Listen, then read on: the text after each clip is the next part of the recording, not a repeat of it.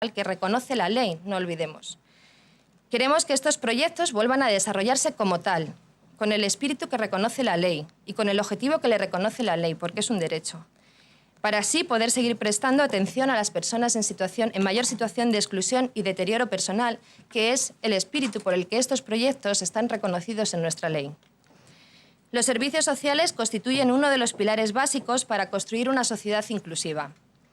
Es imprescindible reforzarlos. ¿Cómo? Especificando una cartera de servicios vinculada a la Ley de Servicios Sociales para que todos los ciudadanos y ciudadanas la conozcan, y reduciendo la saturación en la atención que sufren los servicios sociales, mejorando la ratio de atención social, en atención social primaria de los trabajadores sociales. Por otro lado, el sistema de servicios sociales se ha desarrollado sobre la base de la atención de la proximidad a las personas. Y ahora que se está debatiendo o se está empezando a pensar en un posible cambio de modelo, solo queremos destacar que hay que vigilar con especial atención la posible transferencia de competencias en esta materia entre la administración local, la regional y la estatal. Y consideramos desde nuestra red que es importante que la prestación de servicios sociales, promoción y reinserción social, como recoge la actual Ley de Bases, se siga garantizando desde el ámbito más cercano al ciudadano, el municipio.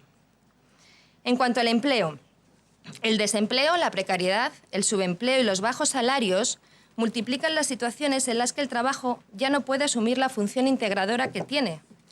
No es solo un empleo lo que pierden todas estas personas, pierden la dignidad social que representa el trabajo. Las personas en situación de vulnerabilidad tienen mayores dificultades para integrarse en el mercado laboral, eso ya lo saben ustedes. Por un lado, hay que aumentar su empleabilidad, como con procesos de acompañamiento y de formación largos, pero por otro lado, hay que hacer mercados más inclusivos. Fruto de esta necesidad surge una propuesta que estamos elaborando desde nuestra red, que es una propuesta de ley de bonificaciones a la contratación de personas en situación de pobreza y exclusión social, que tenemos muy avanzada y que cuando ustedes quieran estamos dispuestos a contársela. Por otro lado, con la promulgación de la Ley 35/2010, se instó a todas las entidades sociales que trabajaban en la formación y el acompañamiento social y la intermediación laboral a darse de alta como agencias de colocación. Este es otro aspecto que nos preocupa mucho en la red. El riesgo de primar inserciones laborales rápidas y un volumen elevado es que las personas en situación de exclusión no resulten rentables, porque requieren de procesos de acompañamiento y formación largos. Es, por tanto, imprescindible garantizar el papel inclusivo de las agencias de colocación. Y para esto se deben contemplar convenios entre las agencias de colocación que han formado las entidades sociales con las administraciones públicas. Otras medidas importantes, y no me detengo más que las nombro, es el desarrollo de reserva de mercado público y cláusulas sociales y implementar medidas de responsabilidad social empresarial en empresas privadas, con la contratación de las personas que finalizan los itinerarios de inserción y también con la compra de productos y servicios de las empresas de inserción y los centros especiales de empleo. La vivienda. La vivienda es otro de los aspectos claves que salían, como han podido ver, en las diapositivas que les he presentado anteriormente. La vivienda es un derecho fundamental. Nadie puede vivir con dignidad sin un hogar. Por eso necesitamos de políticas de vivienda mucho más inclusivas de las que hemos desarrollado hasta ahora. Algunas de nuestras propuestas en este ámbito son que se vuelva a revertir el cambio por el que se aumentó de 2 a 10 años la antigüedad en el empadronamiento para poder solicitar una vivienda de promoción pública del IBIMA. 10 años es mucho tiempo, señoras y señores. Incluir medidas específicas que fomenten además el uso del parque residencial ya existente y destinarlo a los grupos con mayores dificultades. En este sentido, la vivienda protegida es una buena solución para hacer un parque social. Sin embargo, nos encontramos con una carrera en pos de la liquidación del parque público de vivienda y con el consiguiente desmantelamiento de las empresas públicas de vivienda con la venta de las promociones de viviendas públicas.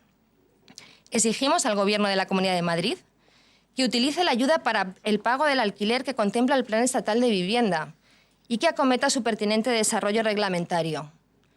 Es imprescindible esta ayuda porque favorecería que muchas familias pudiesen pagar un alquiler y está contemplada en el Plan de Vivienda y está desarrollada en muchas comunidades autónomas.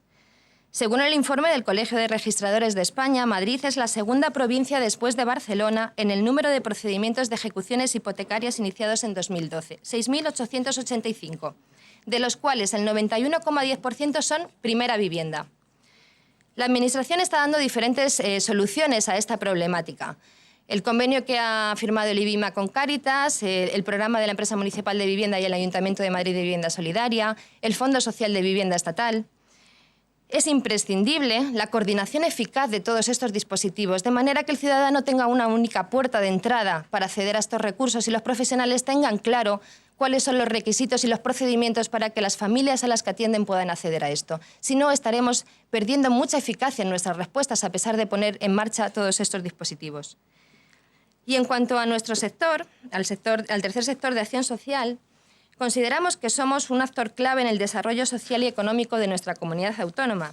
Somos un canal cada vez más importante de estructuración y solución de las crecientes demandas e iniciativas de la sociedad civil. En noviembre del año pasado, muchos de ustedes lo conocen, presentamos la constitución de la Plataforma de Entidades Sociales de la Comunidad de Madrid, Red de Redes, formada por 237 entidades sociales aglutinadas en 7 plataformas de diferentes ámbitos de atención social. En nuestras entidades atendemos a 1.900.000 personas, tenemos 11.000 profesionales contratados y más de 45.000 voluntarios. Pero 2012 ha sido para la mayoría del tercer sector un punto de inflexión debido a una serie de factores. Recortes en los presupuestos, dificultad de fondos del cobro de fondos presupuestados, morosidad o retraso en el pago, dificultades de acceso al crédito. Solamente entre la Comunidad de Madrid y el Ayuntamiento de Madrid a nuestras entidades les deben en contratos administrativos más de 3,5 millones y en convenios más de 4,400,000 euros. Y por otro lado, nos enfrentamos a las demandas de necesidades sociales y cambio en la tipología de estas, con una vuelta a la solicitud de alimentos y de servicios sociales básicos. Desde la legitimidad que nos avala, creemos que es necesario trabajar por la pervivencia del tejido asociativo y solicitamos la creación de espacios de diálogo con interlocutores del Gobierno regional donde se analicen las dificultades de financiación de nuestro sector y se busquen soluciones conjuntas. Y para finalizar, consideramos que en la apuesta que han hecho los gobiernos europeos por las políticas de austeridad, nuestro ya débil sistema de servicios sociales se empobrece a la misma velocidad que se empobrecen nuestros ciudadanos. Se limitan derechos, se recortan prestaciones y se vuelven a ideas de contraprestación. Las circunstancias políticas, económicas, tecnológicas y culturales hacen que avancemos hacia sociedades cada vez más fuertemente dualizadas. Es necesario superar la falacia de que una sociedad puede funcionar sin un contrato social. Es el momento de tomar partido, señoras y señores, y decidir qué sociedades queremos y qué valores deben inspirarlas. Es el momento de trabajar por un nuevo consenso social. Quizá esta es la única e importante cuestión social a la que nos debamos todas y todos. Y es urgente conectar de nuevo a los representantes políticos con las necesidades de los ciudadanos, así como una profunda transformación de la conexión entre la sociedad civil y los gobernantes. Es imprescindible restablecer la confianza en las instituciones democráticas. Por este motivo, si el año pasado en esta misma comisión solicitábamos encarecidamente un plan de inclusión para esta comunidad autónoma, en esta ocasión seremos aún más ambiciosos y solicitamos un pacto regional por la inclusión social y la lucha contra la pobreza y la exclusión. Las cifras creo que lo reflejan. Las circunstancias actuales lo requieren, los ciudadanos y las ciudadanas lo necesitan y la sociedad se lo merece. Desde APN Madrid no perdemos la esperanza de que el Gobierno de la región reaccione a la situación de emergencia con esta medida de manera comprometida y valiente. Y lo solicitamos de nuevo porque creemos que mantener la esperanza es mantener nuestra pequeña cuota de libertad. Muchas gracias. Gracias, señora Gallardo. Gracias por dejarme más tiempo. Se ha pasado, pero ha merecido la pena escucharla. Vamos a pasar al turno de los grupos parlamentarios y el grupo solicitante de la comparecencia, el grupo de UPyD, tiene la palabra en la persona de su diputado, don Alberto Reyero. Muchas gracias, presidente, y muchísimas gracias a Gemma Gallardo por aceptar la invitación de esta comisión para comparecer hoy aquí, porque la verdad, igual que hace un año, pues ha sido muy ilustrativo acerca de de los temas que en esta comisión nos preocupan. Asimismo, quería saludar a los miembros de la Junta Directiva de APN que hoy nos acompañan en su comparecencia. En mi grupo, en UPyD, la verdad somos auténticos fans de sus informes y de toda su actividad. Porque si no existieran, pues habría que inventarlos, porque realmente no existe otro tipo de información a nivel autonómico. Existen informes también de mucha calidad, como los de FOESA, como los de UNICEF, como los de la Fundación Alternativas. Hay muchos, pero todos son de carácter nacional y no tienen ese foco en la realidad de la Comunidad de Madrid que tiene el suyo. Y la verdad es importante contar con esa información para que seamos capaces luego de traducirlo en políticas en esta Asamblea y en este Gobierno. El objetivo de solicitar la comparecencia de ustedes es doble. Es, por un lado, tener la oportunidad de que todos los grupos parlamentarios conozcan el informe y sus conclusiones. Y, por otro, no dejar morir la preocupación que hila con lo que usted decía al final, que tiene mi grupo sobre estos temas de pobreza y exclusión y la necesidad que tenemos, y que voy a volver a insistir sobre ello, en tener un plan, una estrategia, un pacto sobre inclusión y que realmente este tema esté dentro de la agenda política de esta comisión, porque nos parece fundamental. No voy a referirme al informe en concreto porque usted lo explica mucho mejor que yo, y porque además el informe tiene 82 páginas y además está disponible en la web y muy fácilmente disponible, y yo invito a todos a que entren e investiguen y puedan sacar propias conclusiones de los temas que a cada uno de sus señorías les importe. Lo que sí quiero destacar son algunos aspectos que en mi grupo consideramos de interés. Nosotros nos hemos fijado en el último año, sobre todo, en la emergencia de la situación actual y que requiere una actuación urgente del Gobierno, y que nosotros consideramos que además no se está produciendo para atajar las necesidades de un número cada vez mayor de gente. Por eso proponíamos hace escasamente 2 meses la existencia de un fondo de 50 millones para atajar esas situaciones que son de naturaleza urgente. Pero es que además en su propio informe de lo que se desprende es que hay además un desfase entre las consecuencias de la crisis, entre la crisis y las consecuencias de la crisis.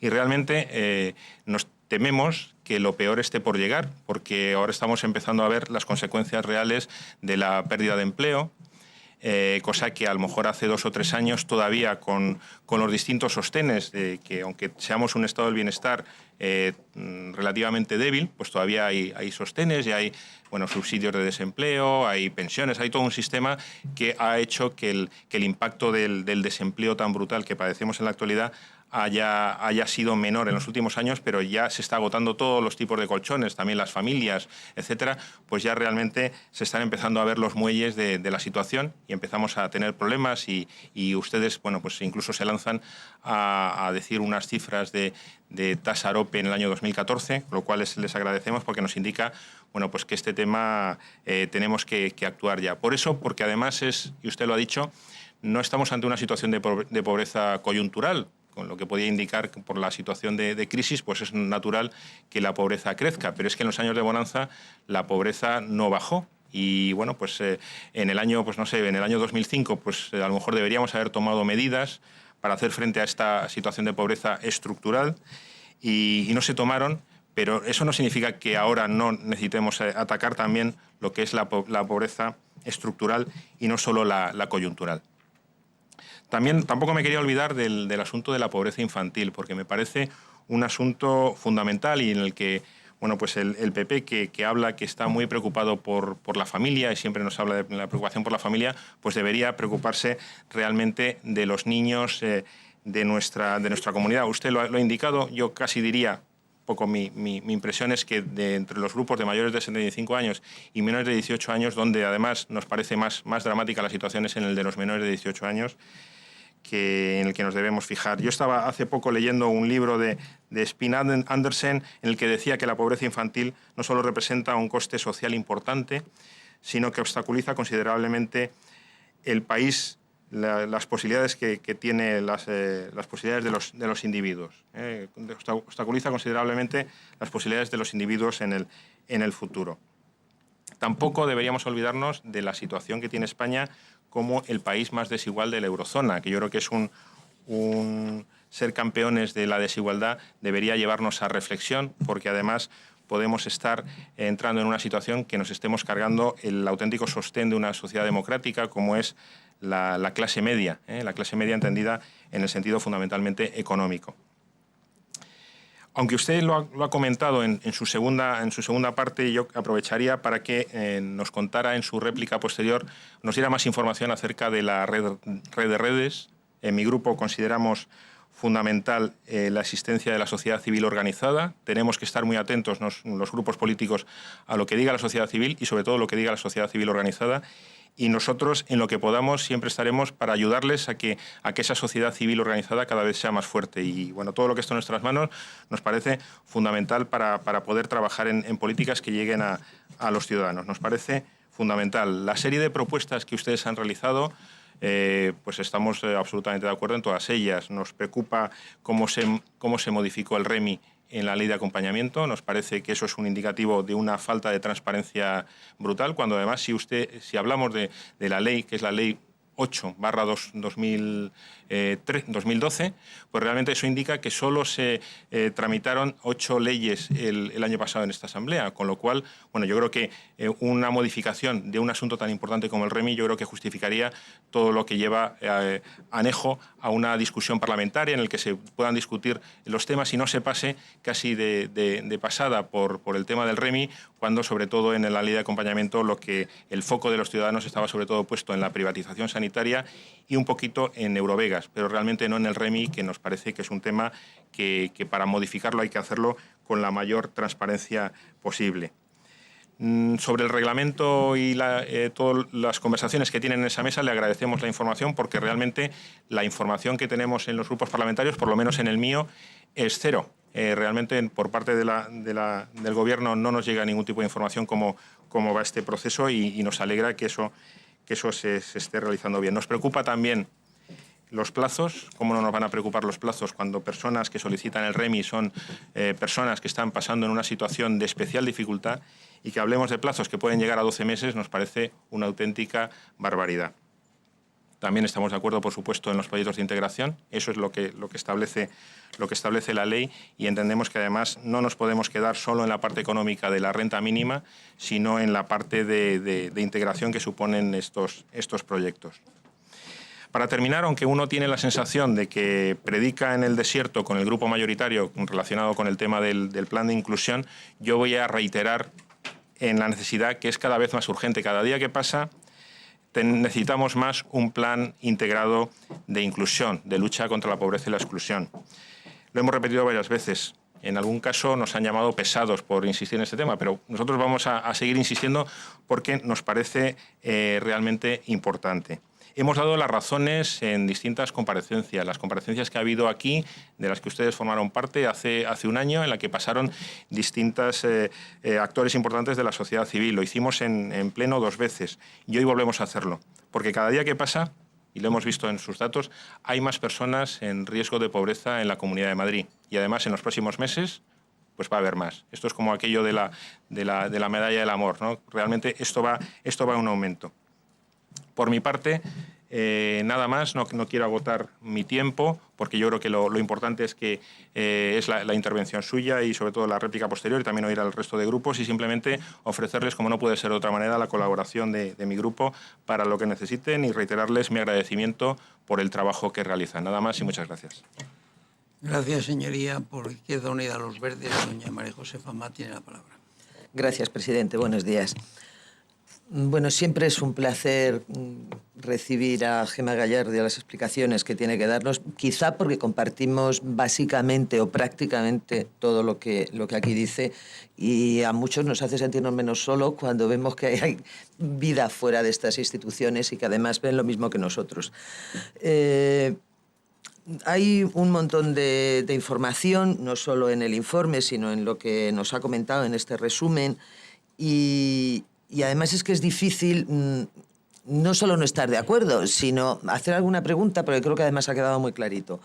Se ha hablado de que para el análisis de esa pobreza pues se ha basado en el empleo, la educación, la vivienda y luego en los servicios sociales, la Europa 2020, lo tenemos claro, pero sobre lo del paro se habla en el informe y está claro el trabajo temporal, el problema que ocasiona el trabajo temporal, porque además hay cada vez más trabajo temporal del poco que hay, porque se está despidiendo a los fijos. O sea, que no es que vayamos mejorando, sino que directamente vamos en dirección contraria.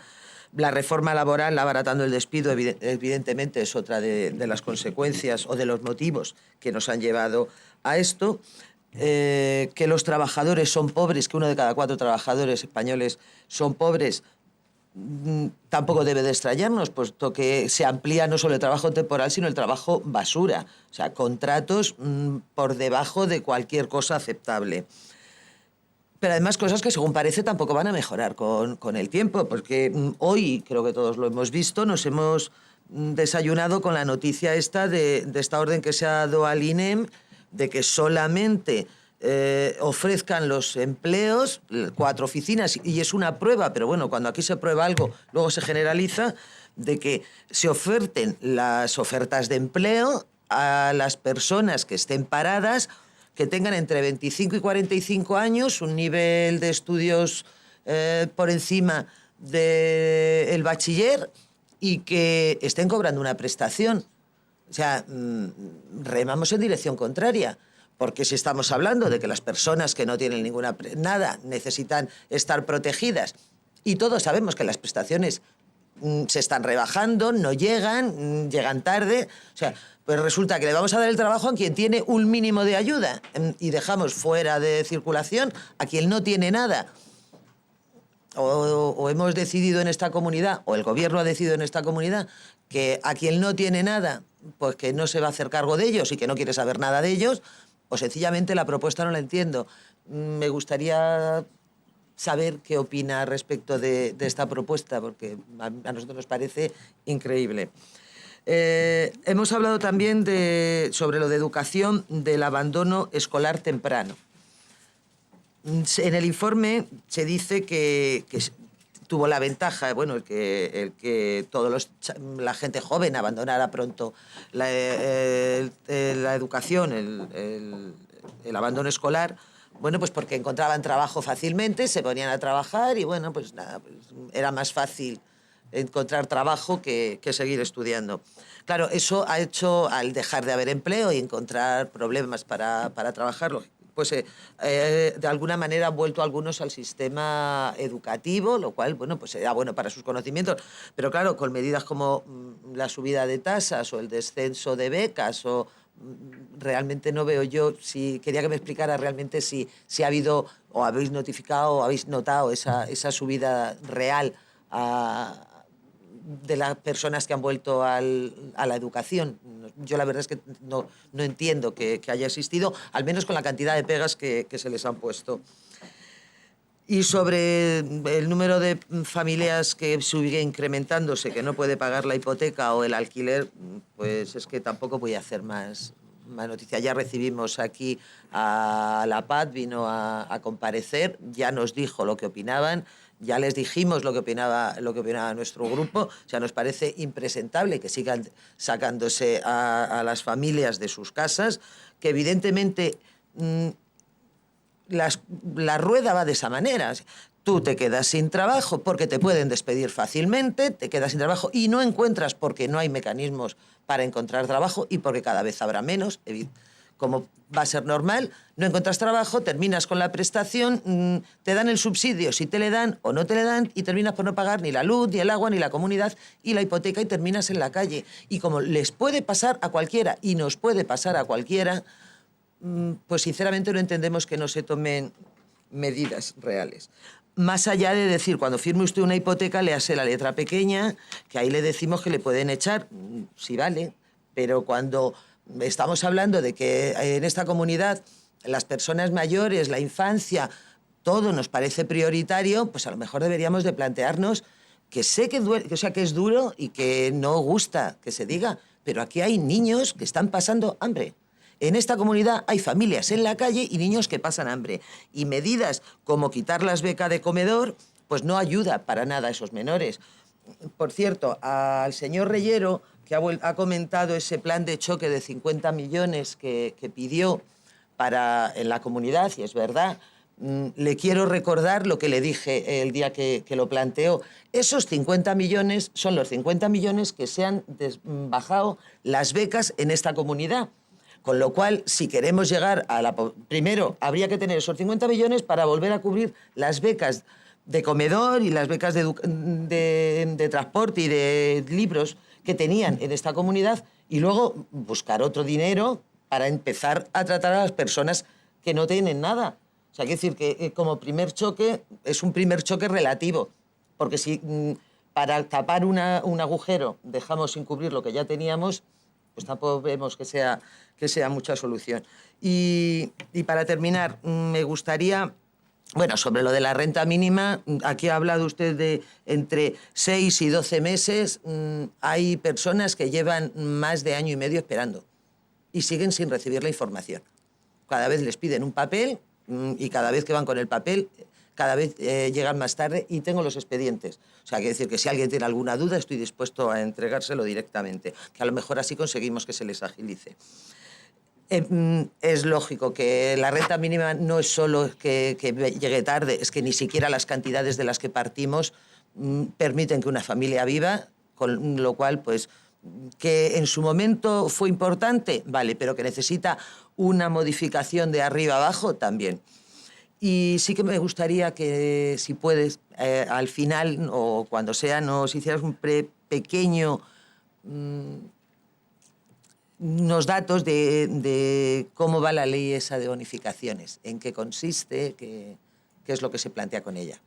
Y bueno, pues felicitaros como siempre por los informes, a los que estamos yo creo que abonados todos, y esperar trabajar conjuntamente. Gracias. Gracias, señora Amat. Doña Matilde Fernández tiene la palabra por el Grupo Socialista. Gracias, presidente.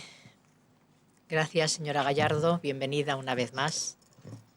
Formo parte del club de fans con mis compañeros de la oposición. Y gracias por también haber tenido en cuenta las preguntas que le enviamos por escrito, porque nos interesaba su valoración sobre el funcionamiento de la renta mínima y sobre el reglamento que conocíamos que tanto el Colegio de Trabajo Social, de Trabajadores Sociales, como ustedes participaban un poco y tenían conversaciones, ¿no? La verdad es que me sumo a la pregunta de Reyero. Nosotros cuando preguntamos nos dicen ya llegará, no tenemos información de si hay un objetivo de tener el reglamento en algún momento, y si ustedes saben algo de esa información, pues sería interesante.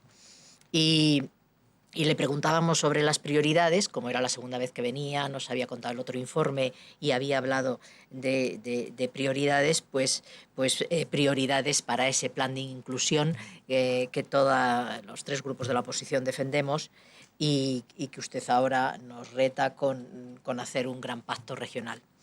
Bueno, está bien ser utópicos y darnos cabezazos en el techo de cristal.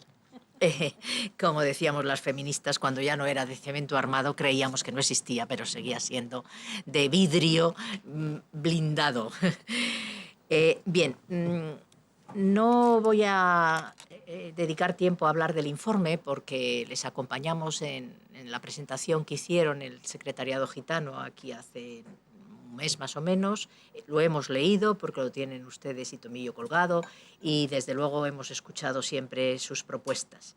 Nos gusta su rigor y sobre todo su capacidad propositiva.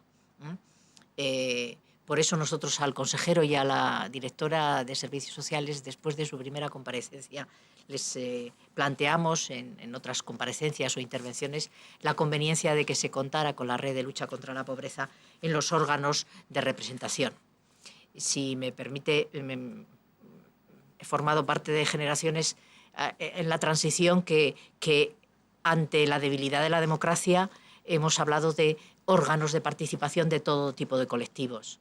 Hoy, si yo tuviera capacidad de decisión, hoy ya no trabajaría en esa dirección.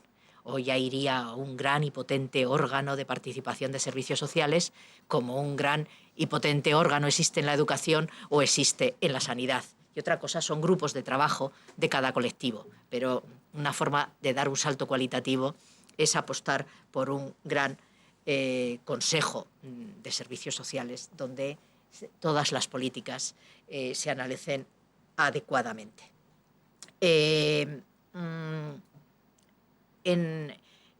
Queríamos también, aunque hemos estado atentos a su intervención y algo ha avanzado que fruto de la reunión que han tenido a finales de abril, principios de mayo, para configurar la red de redes, entrara a profundizar un poco más en ese documento. Pero la verdad es que usted en su intervención ha dicho cosas que están en los papeles que han hecho y han presentado como red de redes y que han trabajado, y ya sabíamos que el liderazgo de ustedes era muy importante. Pero si es posible,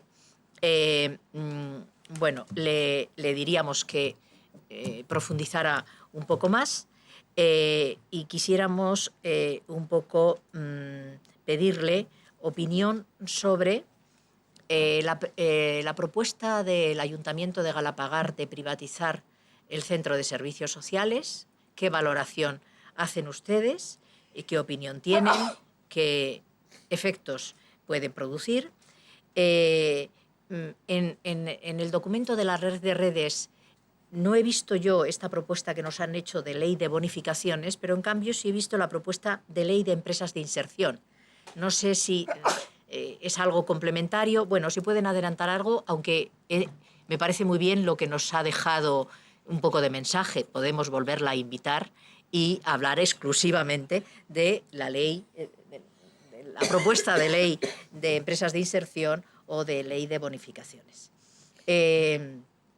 Tomamos buena nota de la deuda que la Administración tiene con ustedes en diferentes programas que hay que resolver. Y tomamos buena nota de su propuesta de plan regional.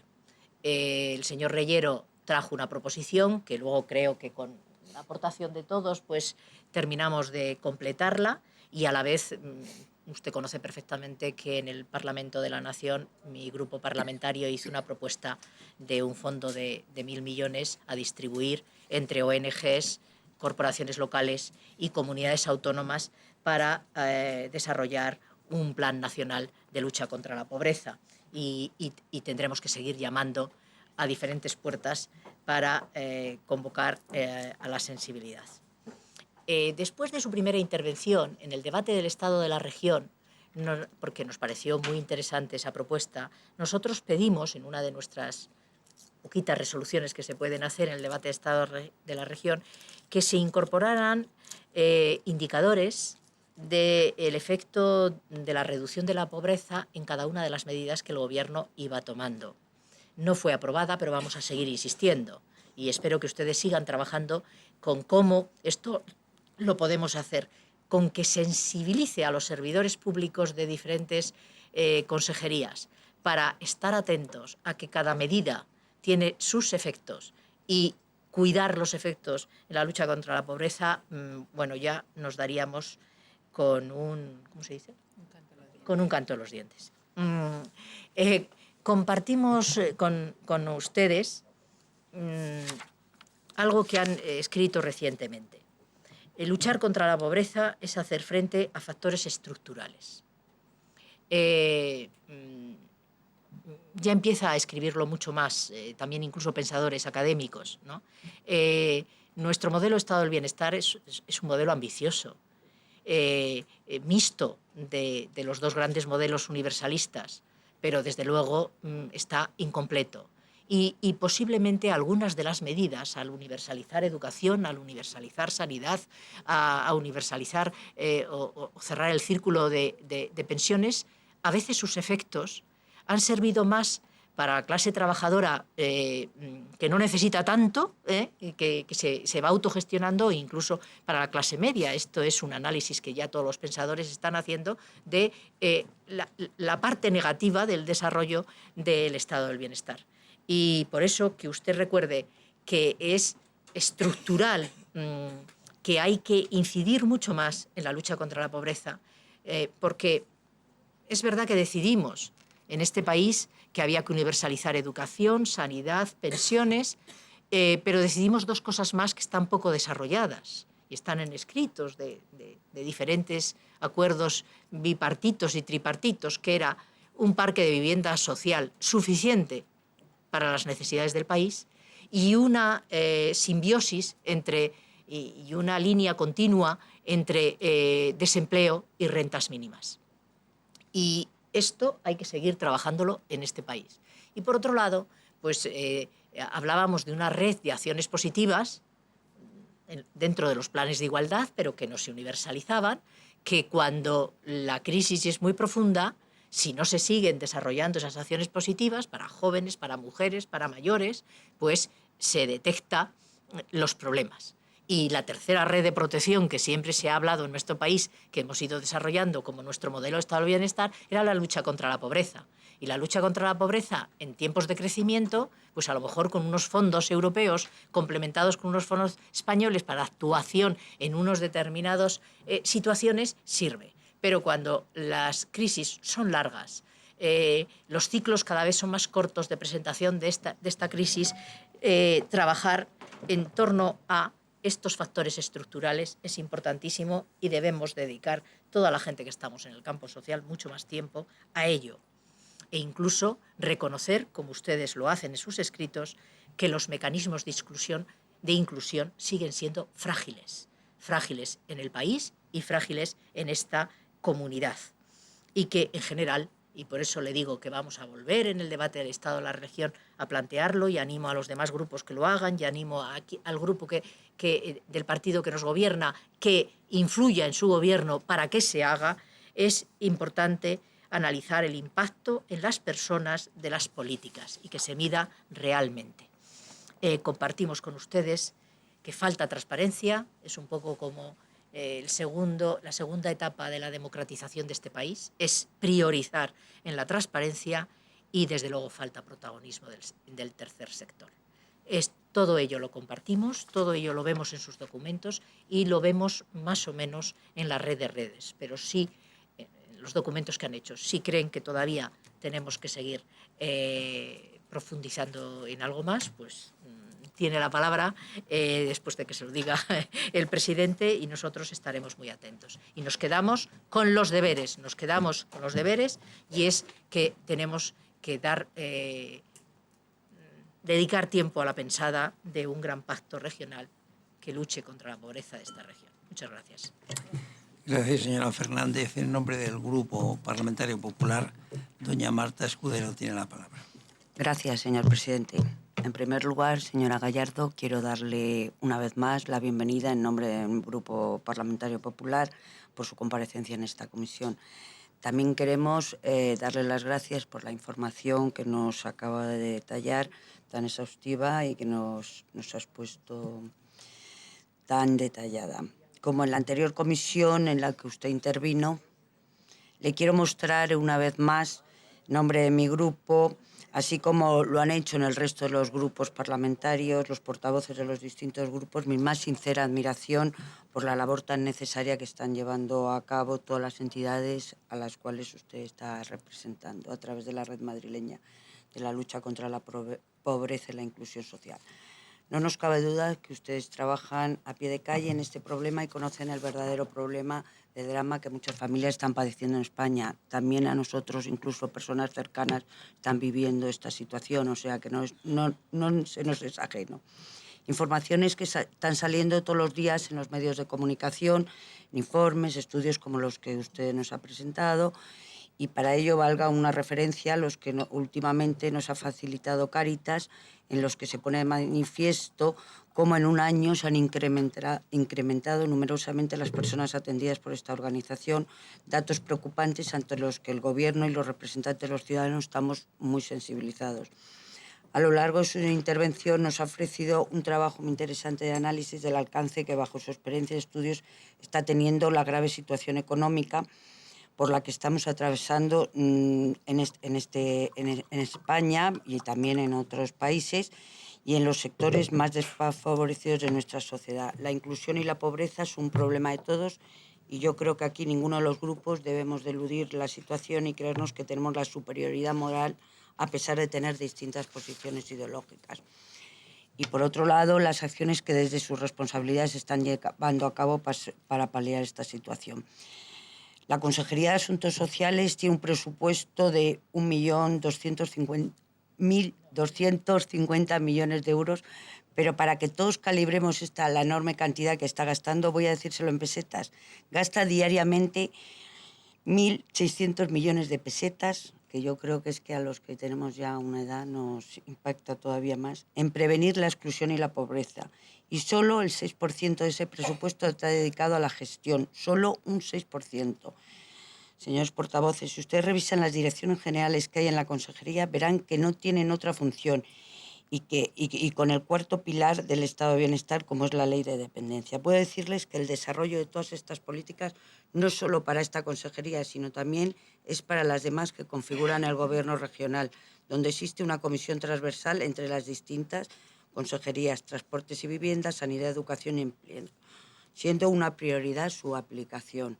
Desde una política fiscal con deducciones en el IRPF del 10% para familias con ingresos inferiores a 24.000 euros y 2 o más hijos, en educación y concretamente en vivienda, discrepo de usted, señora Gallardo, se ha apostado muy fuerte por las viviendas de protección pública en esta comunidad y todas aquellas actuaciones que realiza el IRIS. Quiero recordar que el IRIS ha desmontado desde que existe en esta comunidad más de 100 poblados chabolistas y ha realojado a todas esas personas. Y por otro lado, como usted ha comentado en su intervención, el convenio, quiero hacer hincapié en el convenio de colaboración con Cáritas, por el que se ceden 1.000 viviendas a personas desahuciadas y que están en una situación extrema. En transportes también existen numerosos beneficios para familias numerosas, los jóvenes hasta los 23 años, antes era 21, discapacitados, etc. Ni ahora ni con esta crisis, sino en el 2001 ya este gobierno regional y previendo que esto podía pasar, fuimos pioneros en la creación de la ley de renta mínima de inserción, pioneros con Cataluña, con Asturias y con Cantabria. También fuimos pioneros dando a este salario social, como nos ha dicho usted, el carácter de derecho subjetivo. Ustedes saben que al principio por lo menos en 10 o 11 comunidades autónomas era un derecho subjetivo, pero esto se está perdiendo con motivo de la crisis. La inmensa mayoría de las comunidades autónomas han endurecido la renta mínima de inserción y ya es raro aquella en la que dura más de 24 meses, mientras que en Madrid sigue siendo un derecho subjetivo indefinido tanto en cuanto se cumplan los criterios que llevaron a la obtención de la renta mínima. Una renta que ha supuesto desde su implantación una inversión de más de 500 millones de euros. El pasado año 72 millones más, 12 más que en el anterior. Señora Gallardo, y en referencia, también quiero manifestarlo, a hablar para todos los demás portavoces, que efectivamente, en relación al retraso de la tramitación de la renta mínima de inserción, efectivamente ha crecido la demanda y se está haciendo todo lo posible en el terreno de la gestión, si bien hay que tener en cuenta los siguientes aspectos que inciden en la tramitación de esta prestación. En primer lugar, la posibilidad de suspensión de la tramitación por causa imputable a la persona solicitante y, en todo caso, durante el periodo comprendido entre el requerimiento de documentación y la aportación de la misma. En segundo lugar, tener en cuenta que algunos expedientes tienen un mayor tiempo de tramitación en función del número de requerimientos de documentación que haya que efectuar, tardanza de las personas interesadas en aportar la documentación requerida, etc. Y en tercer lugar, la Comunidad de Madrid es una prestación indefinida y, por tanto, eso comporta la necesidad de una mayor comprobación de los requisitos. En relación a recuperar la convocatoria específica de proyectos de integración de la renta mínima de inserción, estos proyectos van a seguir realizándose en el marco de los proyectos de integración sociolaboral cofinanciados por el Fondo Social Europeo. Se mantiene, por tanto, el compromiso de realizar proyectos para atender y dar apoyo a las personas más vulnerables y que se encuentren en situación más desfavorecida, con una respuesta innovadora que concentra y optimiza los recursos, con el fin de evitar duplicidades y potenciar el trabajo en red de todos los actores implicados, incluida la red de entidades sociales que trabajan. Se prevé apoyar 115 proyectos con una participación de 5.000 personas y lograr 900 inserciones laborales. En referencia a la elaboración del Plan de Inclusión Social de la Comunidad de Madrid, que usted, tanto el señor Gallardo como los demás portavoces, quiero manifestarle que no lo consideramos necesario en este momento, puesto que ya contamos con acciones, servicios y recursos de atención que apuestan por la inclusión de aquellas personas que más lo necesitan en nuestra región. Además, es importante tener en cuenta la elaboración que se está haciendo del Plan Nacional de Acción para la Inclusión Social del Reino de España 2013-2016. Un plan para el que se ha creado un grupo de trabajo técnico y que contará con las aportaciones que podemos hacer desde la Comunidad de Madrid. En este momento creemos necesario aprovechar las sinergias que dicho plan pueda generar para nuestra política de lucha contra la exclusión social. Además, es preciso esperar a que se concluya la elaboración de dicho plan para determinar qué futuras actuaciones en esta materia se pueden llevar a cabo por parte de la Comunidad de Madrid. Consecuencia de las políticas que viene desarrollando este Gobierno regional, dirigidas fundamentalmente a personas que están en riesgo de pobreza o peligro de exclusión, podemos decir que hoy estamos por debajo de la media de la tasa de pobreza del resto de España. Pero este dato no nos tiene que servir para relajarnos, al contrario, sino para seguir trabajando en la misma dirección.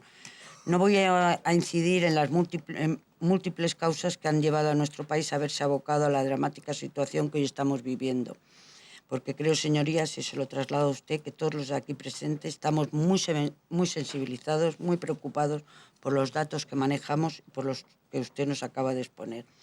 Por eso hoy somos más que nunca conscientes de que la recuperación, el crecimiento y la superación de estos problemas solo se conseguirá con el esfuerzo y la unidad de todos juntos, instituciones, entidades, agentes sociales y ciudadanos.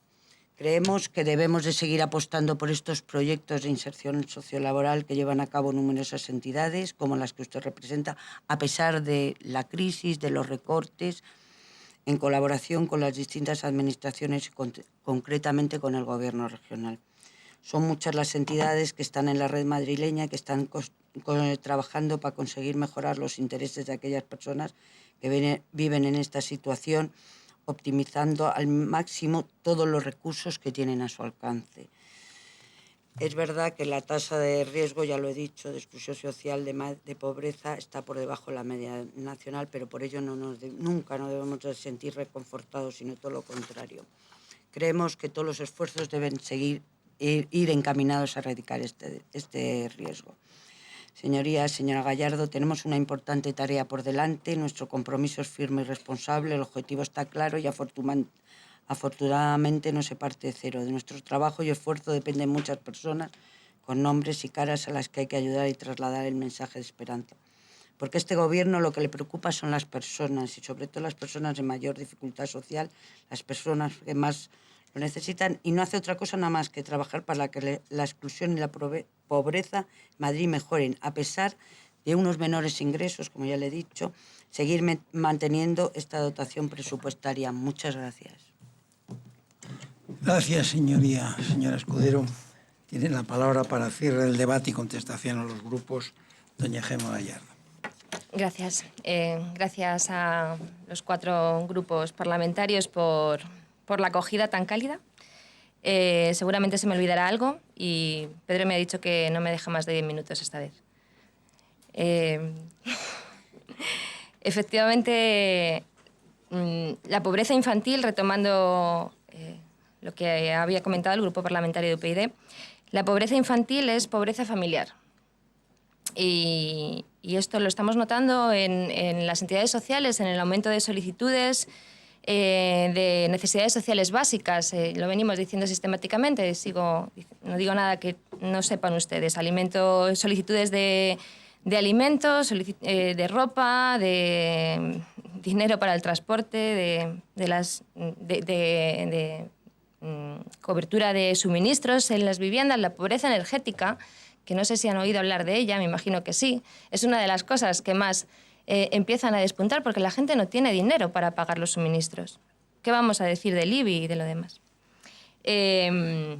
La desigualdad social es un empobrecimiento generalizado de un sector de población cada vez más amplio. De un sector, de otro no.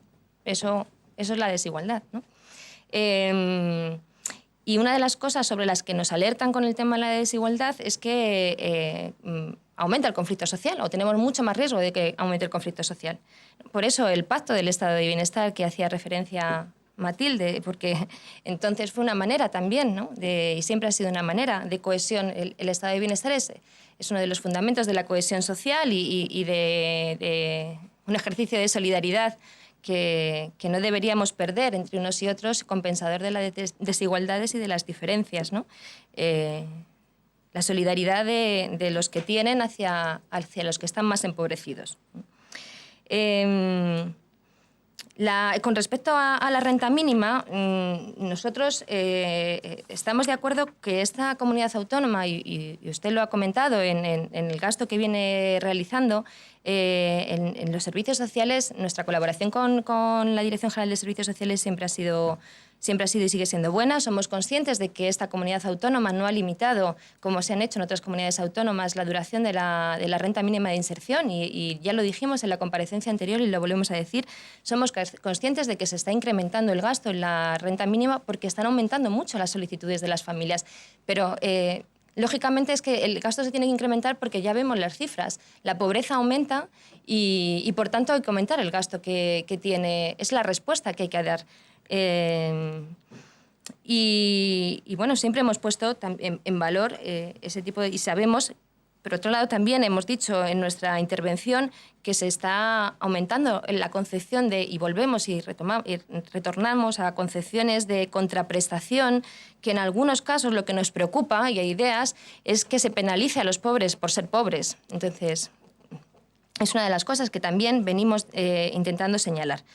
Con la pérdida de vivienda, una de las cosas que más nos preocupan, como a ustedes, son las deudas que se le quedan a las familias después de perder. No solo es el drama de perder una vivienda, que ya de por sí es sangrante, sino además todas estas familias a las que se les va quedando una deuda que los condenan, y eso lo sabemos, los condenan irremediablemente a la exclusión. No voy a hacer más hincapié en esto porque entiendo que cuando la comparecencia de la PAS se hizo... es verdad que el IRIS es un ejemplo y se ha puesto como buena práctica en muchos sitios sobre la intervención, pero el IRIS interviene en temas de realojo principalmente. Y también ha sufrido recortes, como han sufrido recortes en muchas otras instancias. Pero no es una política generalista de vivienda el IRIS. Y en ese sentido nuestras propuestas van por una política de vivienda inclusiva y por eso hacíamos hincapié en las ayudas al alquiler y otras cosas. Con respecto a las ayudas que he nombrado, que se están poniendo en marcha para atender las situaciones de pérdida de vivienda, tanto por ejecuciones hipotecarias como por desahucios de alquiler, efectivamente el convenio de Cáritas y ahí el IBIMA ha puesto un número de viviendas importantes, pero nosotros insistimos que esto no se puede poner en marcha sin la colaboración de los servicios sociales públicos, porque son la Administración como referencia. Y eso el propio Gobierno regional no debería, a nuestro parecer, haberlo dejado a un margen. Los servicios sociales municipales es la referencia, es el profesional de referencia. Por eso, retomando la pregunta que nos hacían sobre los servicios sociales de Galapagar, nuestra red no se ha posicionado en este aspecto. Sí lo ha hecho el Colegio de Trabajadores Sociales, pero no nuestra red. Pero sí que retomo lo que he dicho en nuestra intervención. La ley de servicios sociales establece que el profesional de referencia es el trabajador social de los servicios sociales municipales. Es el garante de que las personas tengan acceso a unos derechos, con lo cual eso no se puede privatizar. A nuestro parecer no se debe privatizar, porque la garantía es de un funcionario. Entonces, ese es el que debe garantizar los procesos de acompañamiento y de inserción y debe garantizar el acceso en igualdad de condiciones a las prestaciones. Esa es nuestra opinión aquí. Nos preguntaban por la ley de bonificaciones y ahora mismo el grupo se está realizando desde el grupo de trabajo de empleo que tenemos en EAPN Madrid y ahora mismo se tiene hecho una batería de 97 indicadores que se clasifican en diferentes grados para poder puntuar la situación de empleabilidad y de pobreza. Esos están hechos, se quiere además que se contraste con un grupo de expertos en temas de empleo y se ha hecho también un pretest Y queremos ahora empezar a trabajar sobre, se quiere contrastar también con otras iniciativas de otras redes como País Vasco o Cataluña, que tienen temas de estos hechos, para poder trabajar todos juntos, y se va a empezar a redactar con apoyo también de personas especializadas en la propuesta, en la redacción de la ley cuando tengamos todos estos pasos hechos. Es un trabajo muy interesante, así que les invitamos a que lo conozcan más en profundidad, incluso que se lo cuente el grupo de empleo. Efectivamente, la pobreza es estructural. La vulnerabilidad hace referencia al incremento de los riesgos, por un lado, y al debilitamiento de los mecanismos de nuestros sistemas de protección social para enfrentarlos. Esto es algo básico, ¿no? El propio estado de bienestar lo recoge. Una de las cosas que quería destacar es que el incremento de la pobreza, ya lo dijimos el año pasado en esta comparecencia, el incremento de la pobreza no responde por igual a las épocas de mejora. Es decir, que podemos esperar que, porque como ahora tenemos muy mala situación de empleo, cuando esto se recupere, la situación de pobreza va a desaparecer. No, porque ya se viene demostrando sistemáticamente por diferentes expertos que la sensibilidad de la pobreza no responde de igual manera a las situaciones de crisis que a las situaciones de crecimiento, con lo cual es muy posible que se venga. Por eso arrastramos siempre una bolsa de pobreza y de exclusión. Es muy posible que esta bolsa de pobreza y exclusión, si llegamos a una situación de recuperación, se mantenga o sea bastante más que lo que era antes. Con el tema de red de redes, ahora mismo en red de redes nuestra intención como interlocutores sociales es que se nos reconozca, lo venimos diciendo. Somos las entidades sociales, al no tener ánimo de lucro, implicamos retorno social, implicamos inversión social y también cohesión social. Somos un actor clave y queremos ser interlocutores, pero para ser interlocutores en los diferentes ámbitos donde es necesario intervenir en temas de pobreza y exclusión, que ya los venimos viendo, que son muchos, que son el empleo, la educación, la vivienda, la dependencia, los servicios sociales, muchos ámbitos, y las entidades sociales somos expertas en muchos de ellos, necesitamos ser un interlocutor solvente, de peso y legítimo. Y porque además nos enriquecemos con la cooperación. Y por eso nuestro esfuerzo en la creación y constitución de red de redes. Efectivamente, muchas de las propuestas que yo he traído a esta comparecencia vienen en el documento de red de redes, porque es un trabajo conjunto, es un trabajo enriquecido por la experiencia y el saber hacer de todas las entidades sociales, y cada uno tenemos el nuestro.